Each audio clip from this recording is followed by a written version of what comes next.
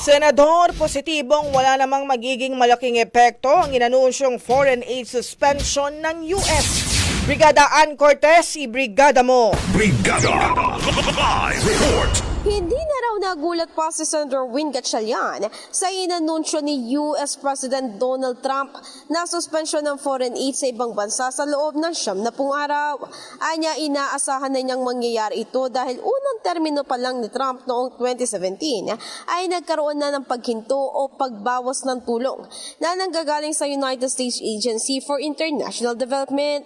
Pero sa kabila nito, positibo si Gatchalian na hindi ito magdudulot ng malaking epekto sa Pilipinas dahil maaari naman umanong i-maximize ng gobyerno ang mga ongoing projects. Samantala, ayon kay Senator Coco Pimentel ay mainam kung masasanay na ang bansa na hindi umaasa sa mga foreign aid.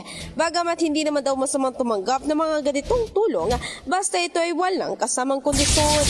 In the heart of changing lives, ito si Brigada Ann Cortez ng 105.1 Brigada News sa Manila, The Music News.